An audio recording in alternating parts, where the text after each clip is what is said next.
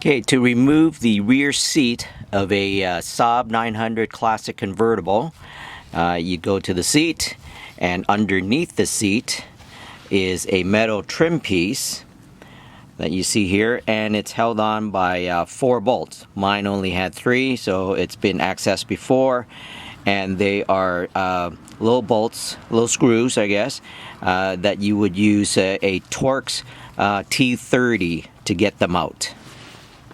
So when you look under the rear seat, the front lip of the rear seat, you'll see a black trim piece, and you'll see 4 screws, and they are, this is what they look like, and it is a T30 torque. So once you have the trim piece out, you just pull the bottom seat and pull it out, and you'll reveal all kinds of good stuff underneath. So underneath the seat, you'll find some wiring. And this is a Saab 900 convertible in 1988, and it is the I guess the vehicle factory alarm system is here. And the reason why I'm taking this the seat out is to access my convertible top pump. So this is the pump for my convertible top, and I'm doing this because my top is not working, but I can hear my pump going. And I think I'm low on fluid, so I'm going to replace the fluid and see what happens. So to add some fluid into this little reservoir, you have to take out that plug. You have to use a T30 torque to get out. And when I looked into the fluid bottle, it was really low. I wasn't even sure if there was any fluid in there. Now, how much do you put in? I have no idea because there's no markings until I looked at the end of the fluid. I'm going to take a picture of that for you. But anyways, you could see that there is a couple lines, and I guess the fluid has to be between those 2 lines. But anyways, I added some hydraulic fluid. It was really hard to find what type of fluid. And from what I remember, somebody said go to your Saab dealership. Well, there is no Saab dealership. But anyways, I just used some hydraulic fluid that I use in my garage lift, car lift. And, hopefully that's okay. Anyway, so how much do you put in? So I just use a little funnel. I started adding fluid.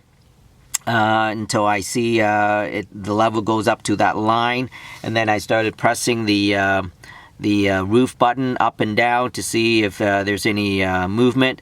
You could see the lines, the hydraulic lines, the clear lines to the right of it. There's a red one and a sort of clear yellow one. I could see fluid moving through there, so I was hoping that that's a good thing. Eventually, I didn't see any more air gaps, air bubbles in there. It was just all fluid, and the roof started moving up and down.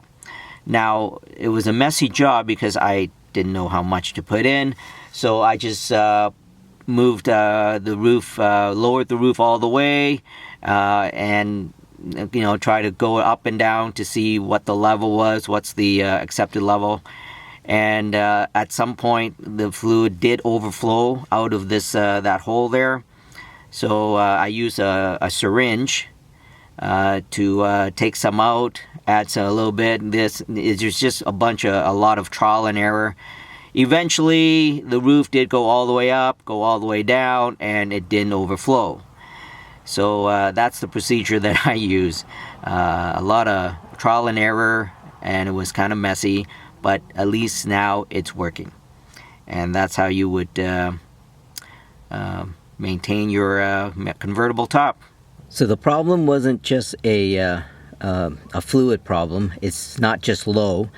I think I have a leak in the reservoir because it was working fine. I filled it up, and after a day of driving, I came back. The roof stopped working, and I checked the reservoir, and it was pretty much low or non-existent, the fluid.